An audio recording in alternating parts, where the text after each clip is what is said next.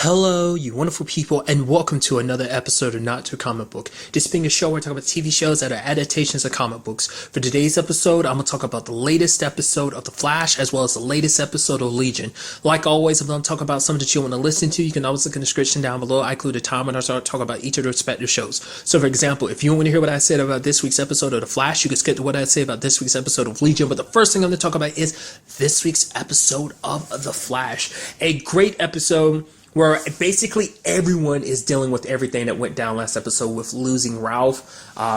Barry's, like, I love that his therapist put it in perspective, because, like, Barry's trying to be like, I've dealt with it so much, so I'm dealing with it, I'm okay. It's like, you're not okay. After losing someone, you're not okay.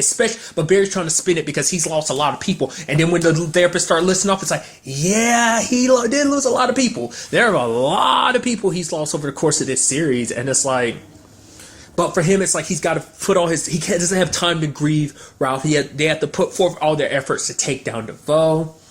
But that's harder than before, because even that fork thing won't work on him because of Ralph's abilities. That's also what makes it so that he can control all 12 meta abilities without it kind of like taxing his body. He's even talking about the fact that he could even potentially get another bus full of metas under like his belt.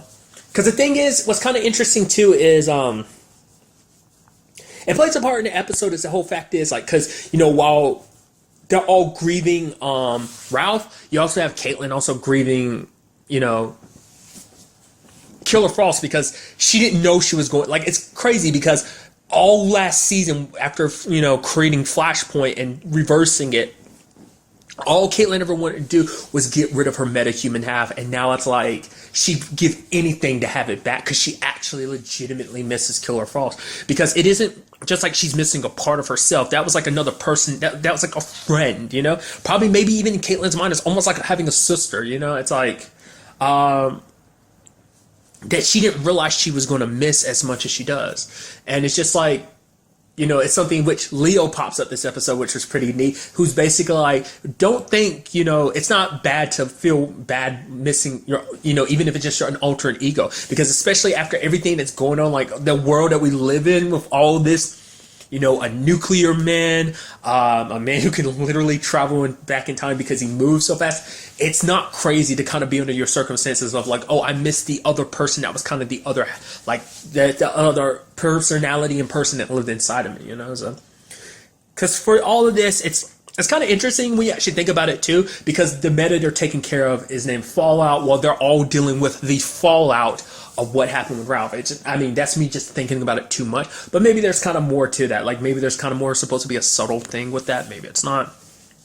Nevertheless, Leo being the therapist that he is, I was like, actually, Leo being in this episode, when he first pops up, I'm like, right, it actually makes sense, because Leo is kind of a therapist. He was trying to be one for Mick. Obviously, Mick was kind of super stubborn. Obviously, Barry's super stubborn and doesn't want to let like Leo help him, because he's like, no, I'm dealing with it fine. But when the time came, Barry froze. And we finally understand why Barry, like, this hits Barry harder than any other death. Because for him, Ralph, like, he's the one that trained Ralph. The fact of the matter is, he feels responsible for Ralph because unlike every other death, those are people he cared about, sure, but this is the first time he's ever been like fully responsible for someone. That affected the matter. It's like, I'm the one that's supposed to train you. I'm the one that kind of supposed to help shape you into the hero that you are. Because he even brings it up later on. Like, he never understood Ralph. He always kept thinking, oh, Ralph is the same person. Ralph is all the same person. But he didn't realize, it took him too long to recognize the different person that Ralph had become, the change, the hero that he had truly become. And it wasn't until the very end. And Barry feels like he never got a chance to tell Ralph how proud of him he was. It's like, because of the person Ralph became. But it's like, Ralph knew that you were proud of him. But it's just like, because also for Barry, it's like Ralph put things in a different perspective. Like, Ralph was a bit cynical, kind of saw the worst in people, but at the same time, it's like he did change. And the fact of the matter is, once again, it's even in his final words, he's like, I'll save you. He's like, you already did, Barry. Because like, no matter what, he wanted Barry to know, the fact of the matter is, I wouldn't be the hero I am right now if it wasn't for you. And it's just sad that things kind of played out that way. And it's just like Barry breaking down like that. I mean, once again, it's just that situation of, that hero's plight of not being able to protect everyone, not even being able to protect other people you care about. It's just that's what made that situation hit him even harder, because it's like he won't know how proud I am to be his friend, that I will always be his friend. And it's like, that's such a sweet thing, An interesting thing about Siren X is multiple things I want to talk about. They never explain it, but that kind of almost echolocation ability she has, where I guess she sends out like her canary cry and it bounces like audio back to her. So I don't know whether that's like a combination of a tech thing or just her ability, which we've never seen any of the Laurels do that. Earth 1 Laurel or, Black Siren on Earth 2. Like, we've never seen any of them do that. And I even love like them asking the question of like, oh yeah, like Black Siren, and then like Leo's like, what? It's like, well, she's Earth 2 doppelganger. It's like, well, what about the Laurel of this Earth? Well, she died, but I mean, she was a good guy. It's like she was the second Black Canary, because her sister was a Black Canary first, but then she died, and now she's White Canary. And then Barry was like, Cisco, and he's like, right. He's like, let's just say it's a complicated situation, which I love that they kind of add that in there. Maybe it's something people have always talked about, because I mean, it's something that crossed my mind too. I'm like, wow, another Laurel, which we don't know where this Laurel ended up. I don't know whether she ended back up on Earth X or is she locked up in this Earth. But the thing is, she showed at the police station, and it's like, oh, even though it's CCPD, part of me wonders, is there going to be any references to this in Arrow? Because you have Laurel 2 off being Laurel. So I'm sure some questions are going to rise. Wait, isn't that you in Central City using meta abilities and being like, I mean, the fact is that everyone already knew she was Black Canary. So I guess like that, not even just the meta ability, like that's kind of its own thing. I was wondering, like, would they even be, it's like, no, because they knew you were Black Canary and you already did that before. Granted, like Earth 1's Laurel's abilities stem from a device, not actual meta abilities, but it's like, oh, you were causing problem. You literally attacked a police station. So it's like, I wonder, will she suffer any ramifications for that? To be fair, she's going a little undercover, but maybe that's something like Lance is going to have to deal with too. I mean, to be fair, it's like, especially because Oliver was kind of like, oh yeah, you need to start taking over the mayor position. That's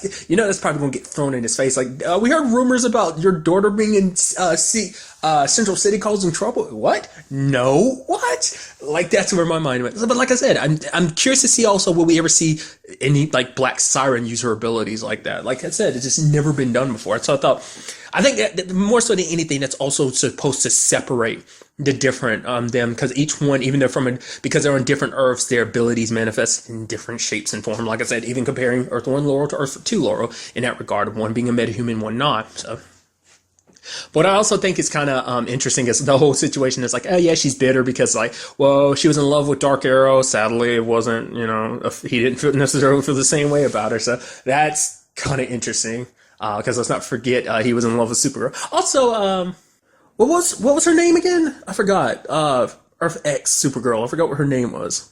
Because I'm thinking, because immediately my brain want to say is Power Girl, but that's like that's Supergirl from a different Earth, Power Girl, which I only recently found that out. I had know that was the thing. Like, I knew there was a difference between them. I didn't understand what it was, but doing a little research, I ended up like stumbling across it. It's like, oh, so that's what it is. She's kind of Supergirl from a different world and a whole different set of circumstances. Nevertheless, it's beside the point.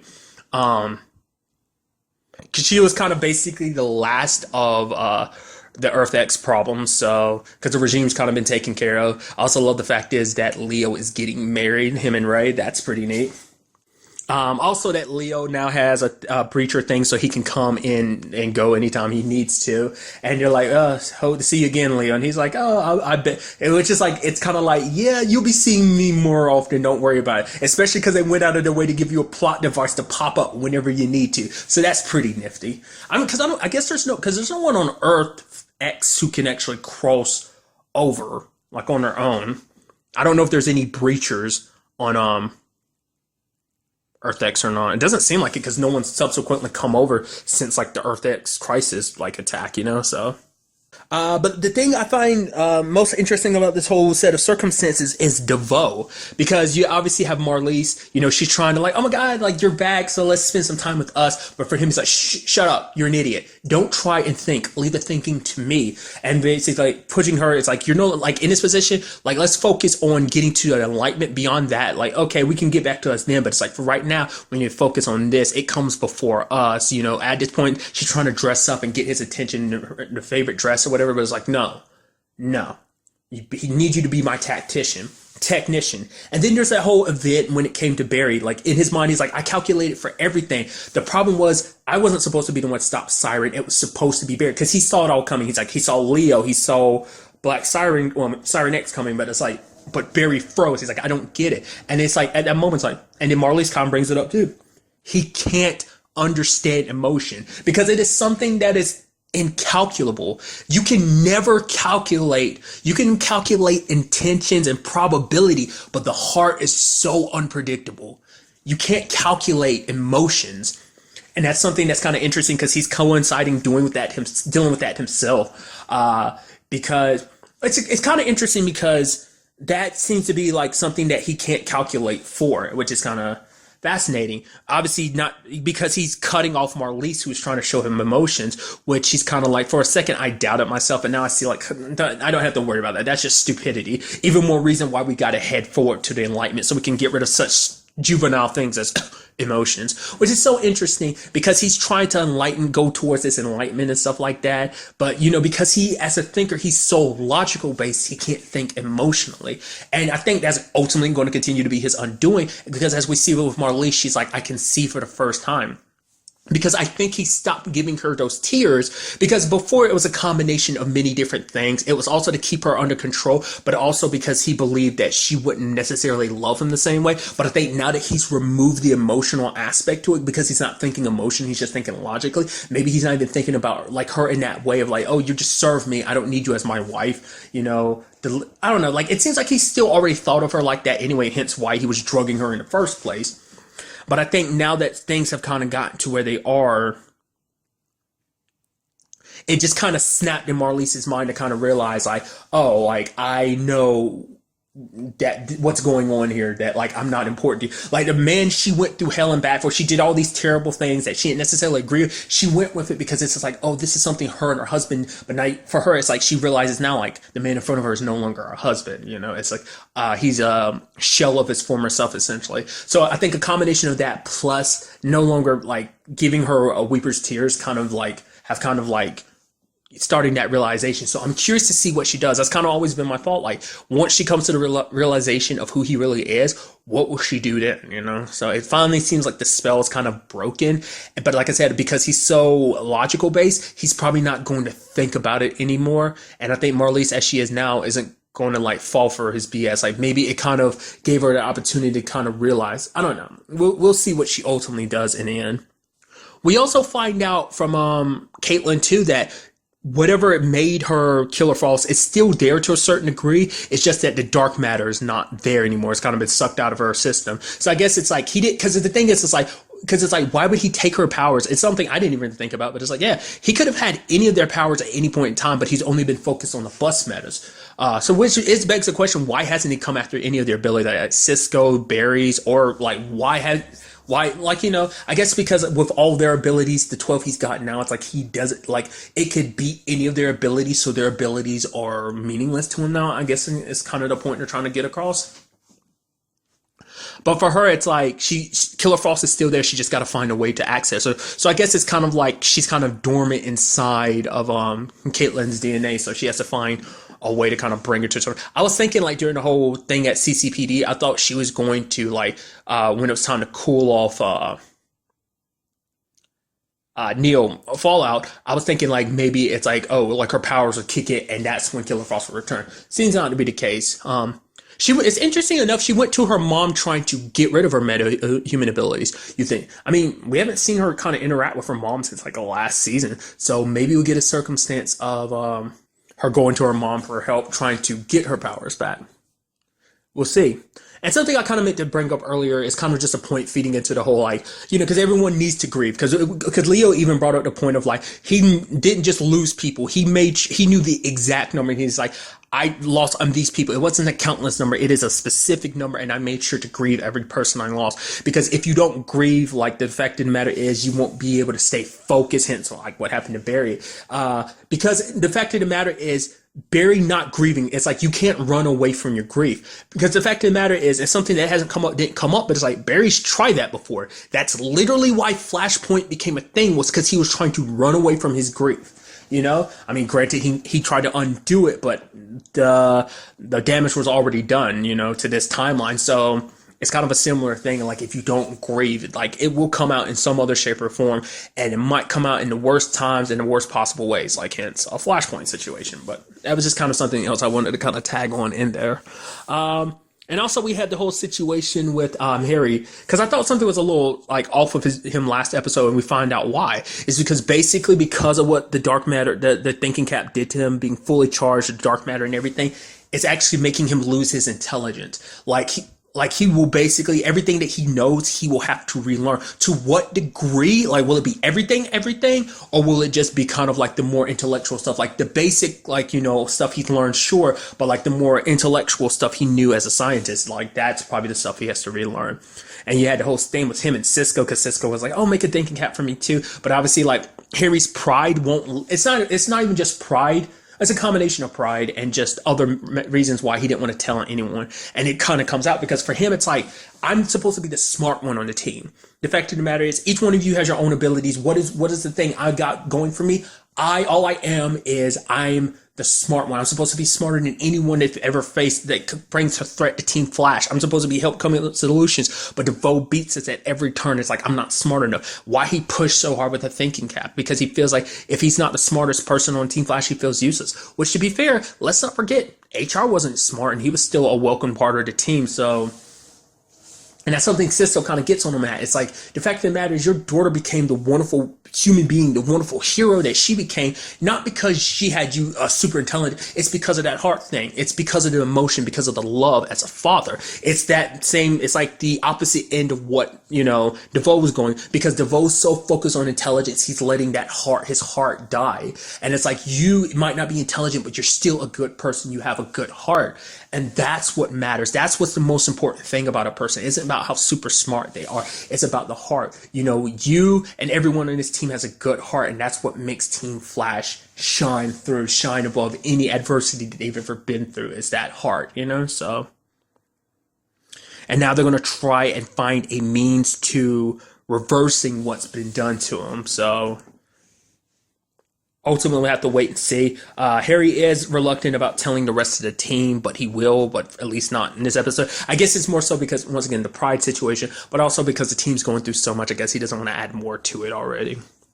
And then the other aspect of the episode is we have Argus has Fallout set up somewhere else. And it's like, oh yeah, people are very interested to kind of see him, so they've got him locked away. They got him in some kind of like virtual reality thing, but you see all these scientists studying him, which we see that DeVoe is paying attention to it. I guess it seems like he wanted Fallout to be his battery for whatever it is, like whatever he has got going for him with this enlightenment machine. We don't really 100% know yet, but which I guess it's supposed to be like, well, ultimately, it still puts him where he figured it was going to be. But I guess it's like, well, we know where he is. He's in a safe spot for now, so we can go and get him whenever we really need to. So we don't have to worry about like Team Flash being in like, you know, a problem, because it's like they don't know where he is, but we know exactly where he is. So we'll build up the machine, do what we need to prepare the final phases, and we'll go get him when the time comes for him to charge the machine. So, like I said, it's definitely going to be interesting to see what goes down with the next episode. Storyline element we still have not cut back to is the girl from the wedding that we've seen kind of pop up a few times.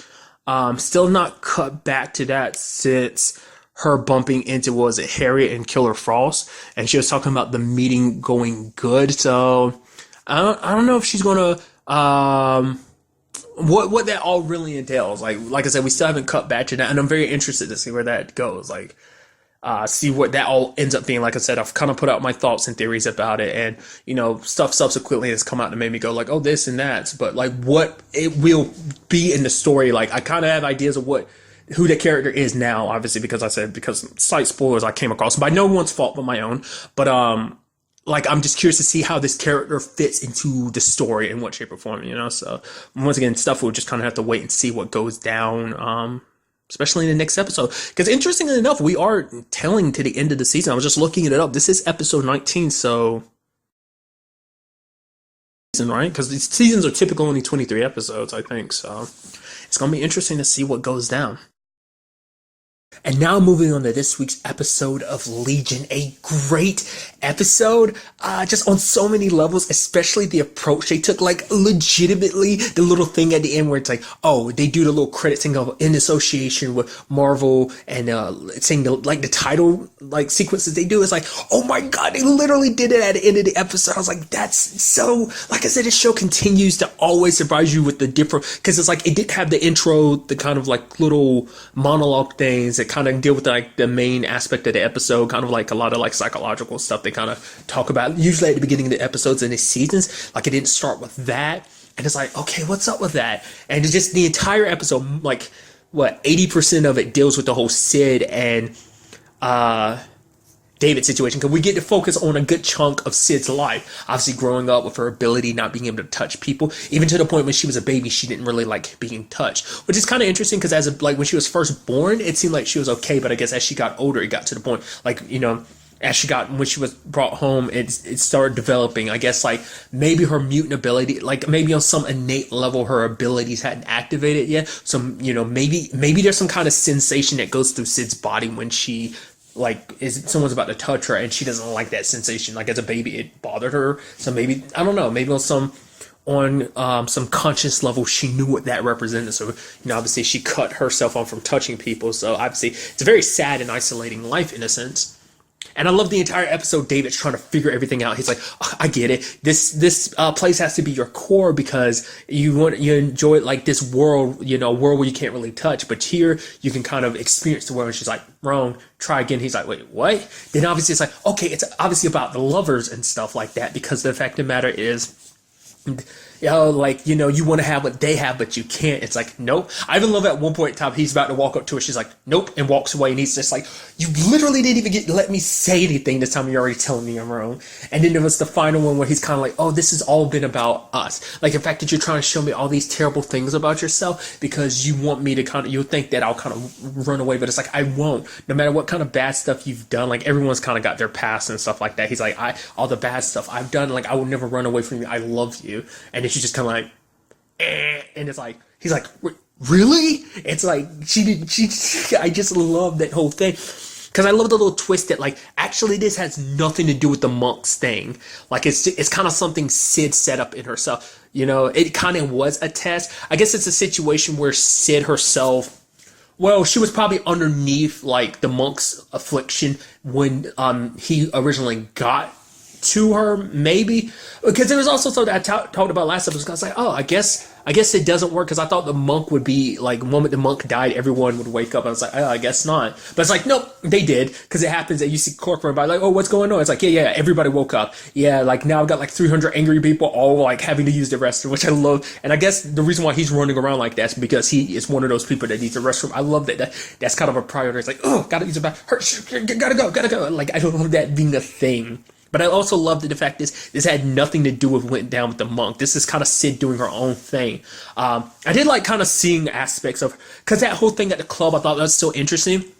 Because you see it kind of blur over her face, like other people's faces, because she's constantly bumping into people. She's constantly changing into them long enough for someone else to kind of bump into her. So it's just kind of like, I guess like, prolonged touching will eventually like activate her ability, but maybe because it's such little sporadic moments of bump, she just quickly changing those people and kind of changing back is kind of what I'm interpreting that as. Maybe that's not the case, but it's just so interesting because you see her and you see all the blur faces, so I can only assume that's what that was kind of meaning. I wonder is there some weird sensation with that too, like the fact is like switching, like obviously she's kind of dabbled around with switching obviously with a cat this season, but like having to switch between that many people at a time, like it must, I don't know, because I guess it was at just that point of just her kind of like finding cutting loose.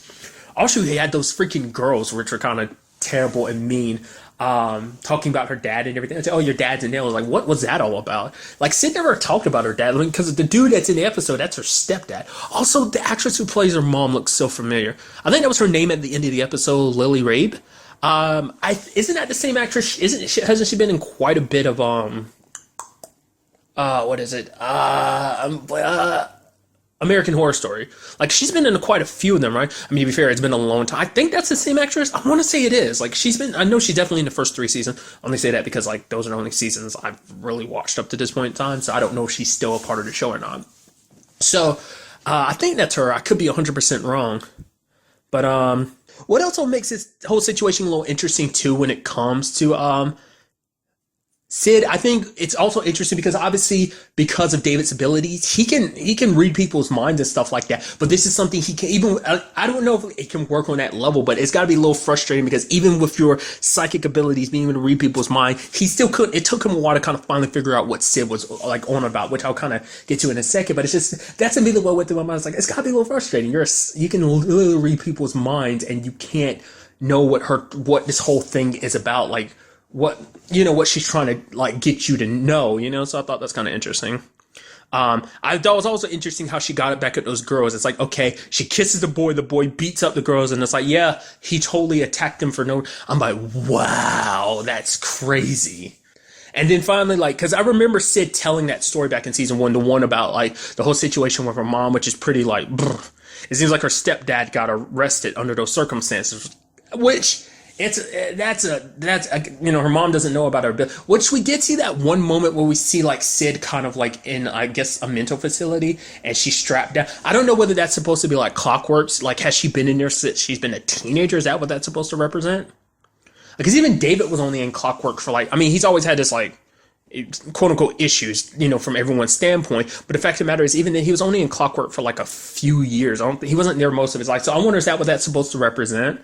Or like what? Because I feel like, I mean, I guess it kind of feeds into the episode too, because like ultimately we find out what Sid's whole thing was about, what her main point was. And that is that basically being in the situation there can't be any, like, they can't let them being in love be a part of this. Like the future, you've seen what the future is going to be. And the only way to save that is to be focused. Like basically saying their relationship is going to be an issue. Like, this isn't some like fantastic fairy tale love story. But for David, it's like, well, what is love, I guess it's going to be aimed at David because, like, well, has David ever really known love before to really say that this is true love? But the whole point is, like, the whole story, everything Sid wanted him to understand is the fact of the matter is she got to where she is now, it's not some fairy tale story about a girl who couldn't be touched, who just wanted to be have her Prince Charming come and like sweep it all away. It's like, no, the damage, everything that she's ever been through, she survived and it made her stronger. That's what they need to do. They need to survive. They need to take their pain, their anger, make it their armor. Which in a sense is kind of like, man, that's interesting, because in one way it's like, because most things kind of teach you like, no, love is the most powerful thing, friendship is the most powerful thing, you put your heart in it and it's like, yeah, that's all you need. But it's like, no, and this, it's like, nah, fuck that, put all that love shit aside, focus on your pain, everything that's ever harmed you. And basically, I'm guessing in her way, it's like how everything made her stronger, for David to take everything that he's ever been through in his entire life, take their situation and apply it to like, hey, like, make them more powerful for the fight ahead, because it's like they can't save or help anyone being in the condition that they are in. I think the point is like we're making ourselves weak like this because we're so focused on love and everything. We grow soft, we grow weak. Because I think for Sid, it's like, because what does she spend all that time doing? Like worried about David. Like obviously she's been training a little bit, but maybe because I was thinking it was supposed to represent her being like, I'm not in love with you anymore. Like she's talking about the fact, I thought that was supposed to be like, oh, the year he's been away. Like obviously she doesn't feel the same way about him. I thought that's what it was supposed to be, but it's like, no, it's about the fact is we have to get stronger to face what is coming. Like I said, it's just a different like take on, I feel like most, especially things in this genre of kind of superhero shows. I mean, to be fair, once again, something I've constantly said about the show, it is very unique amongst even superhero shows. Like just its approach to everything and the way it kind of like tells its story and everything. It's just kind of, I don't know, it's just kind of fascinating to me. I mean, because even then, I guess that's why we didn't get to see a full look at Sid's life. It's just mainly like hey, like, this is what I needed to see. And I did, like I said, I like that aspect of almost like a deja vu thing of just being like, oh, repeat it over and over again until you get the lesson. I thought that was kind of like an interesting day. Like, just the entire episode being focused on that. And I appreciate kind of getting like a Sid, like, only episode, because we got to learn a lot more about her, even the fact that she cut herself, just because it's like, I mean, because it's like, even with everything she had to deal with in her life, she's still here now. She's standing and she's stronger from it. It's kind of like the whole point that, it's about being a survivor, surviving everything that you've been through and being stronger for it, which is like, I mean, like, I'm interpreting that as like, and maybe it's me completely misinterpreting, but I think it's her saying like, we have to break up. We can't be so focused on us during this whole situation. Kind of like shit's going to go down and us being in love is just going to make us weaker. I think it's going to be like a situation of like, oh, love distracts us. So when we're in the middle of battle, you're going to be so focused on trying to save me or protect me. I mean, to be fair, it kind of, well, maybe that's also something Sid from the future knows too. It's because she pushed David away from me, and that kind of led to things being where they are. That's what she meant when she was like, yeah, like before everything changed with David. Maybe it's because of this situation. I don't know. It could be multiple things. One, it could be the fact is by things playing out this way, it's like this could be going in line with the current timeline, and it'd be like, oh, this is back when you actually looked at me like that, like you loved me. After I said that we should do this, like you never looked at me the same way. So maybe that could be what she's talking about. Or this just could be like them being like already setting this on a different timeline by being like, no, we can't go down that route. I mean, because it's interesting. I'm interested to see like what happens, because I mean, currently with everything Sid said, it's kind of like, okay, so we're obviously creating a different timeline. To be fair, we haven't really seen all there is to this timeline. I wonder, is that related to, like, I mean, because do note at this time, I've never seen the X-Men Apocalypse movie, so I don't know. I doubt it ties into that, but, because it seemed like for now, it just, I mean, and I can only assume, it seems like this, like, Legion is kind of its own thing, much like The Gifted is kind of its own thing as well. It's like, it takes place somewhere in that universe, just kind of like the whole MCU situation in general, even though, yes, I know this technically isn't the MCU situation, but it kind of fits that same, you get what I'm trying to say. So I'm just curious, is it going to be a situation of like, no matter what, everything is going to ultimately end up following that timeline anyway, and we're going to see that timeline, or will we never get to see that timeline except for that little bit we saw, you know? So, I mean, what is coming that they will need Farouk's help for? All right, I almost completely forgot about that time, like, one more time, like, thing about the whole, like, Sid, too. It's like when he went to those little girls, it's like, oh, they're making fun of her, and he's like, just get up, and the girl's like, ah, and run away, and he sits beside her. He's like, oh, I wanted to teach her. She's like, you're cheating. He's like, wait, what? It's like, yeah, you're cheating. You can't just come and ask me for an answer. You have to figure it out yourself. And then David's like, wait, what? I thought this was amazing. I thought that was such a good moment to be like, wait, what? Because that's when David's kind of like, okay, so this isn't the maze thing if you're doing that. Because for him, it's like, oh, she didn't recognize who he was and everything like that. So that's why he still thought it was part of the maze and everything. So I am curious to know what Sid's relationship is like with her mom. Is her mom even still alive or anything like that? Like I said, other than that story, she's never really talked about her mom before. So, I mean, everyone's got their own situations where they don't really... Like, because people's families don't come up too often. A little bit last season with everyone, like Potomi, we found out about his mom. We found out about Carrie's family situation, you know, and their whole situation. We learned a little bit about David's, both obviously the whole adopted angle and also like potentially about his biological parents. But, you know, and like I said, that little bit about Sid. So it's just kind of interesting to kind of get this episode kind of having that depth. I still quite didn't understand like what her mom does exactly, the whole like reading those, what she is, whether she's like an author or something like that. Like those, I was interpreting those as kind of orgy parties, I guess. Is what I was kind of interpreting it as, like the coats in that other room, the hats and stuff like that, all gathered around drinking and stuff like that. I was like, is this supposed to be like a swingers kind of orgy thing? But I was like, no, I mean, not that we know of, like no sex was ever there. I don't know. It was just kind of interesting. But besides all that, we do have that stinger at the end where we see Division people bringing in Lenny. So, an effective matter is, it looks like Lenny must mean that she's not Oliver and she's not Farouk. It must be like legit Lenny. So that begs the question, what happened there? Like, did Farouk finally let her go to send a message? Or, you know, did they catch Lenny because they thought Lenny was actually Farouk? And Farouk was like, okay, fine, you can go. You've whined and complained about it. Here you can go. You say you want, maybe it's kind of like a test, kind of like a, oh, you know, kind of like a Stockholm syndrome type of thing of like, oh, I let you go, but you'll come back eventually once you realize like, oh man, how you can't really do anything by yourself. I don't know if that's what that's supposed to be or not. Like I said, like she actually looks like Lenny, and this isn't in anybody's mind, so I only can interpret that. Because if it was anyone else, of course it looked like Oliver. So I'm curious to see what those circumstances like turn out to be. Like that's where my mind immediately goes to. It's just like he finally gave her his. I mean, can you really do that? I mean, especially under Lenny's circumstances, because it's like, well, let's not forget what state Lenny's body was in. So, I mean, I guess with Farouk's abilities kind of being able to warp reality, more, it's like, it's kind of interesting because I thought you'd only be able to warp it on a mental plane. I didn't think a psychic plane, but I wouldn't think he'd be able to warp the reality of the world. But to be fair, I guess that just shows you how powerful of a psychic he is, that his powers can bleed into reality too. I mean, they can shape the world, not only in their minds, but I guess everywhere else too, potentially. I don't know. It's just kind of interesting to see that she has her body back, because I didn't even think about that till just now. It's like, her body was stuck in a wall last time we saw it, so not unless it was still in good condition, because like we just saw like the one half of her, like, I don't know, not unless they ended up cutting her out of the wall. I thought it was kind of like her body kind of got cut and was like fused into the wall, so the rest of it's like gone. So maybe it was just a situation of like, if you looked on the other side of the wall, you'd see her legs sticking out. So basically she died from being fused into the wall, but maybe they cut her body out and he just put her mind back into her dead body or something. Like, I don't know.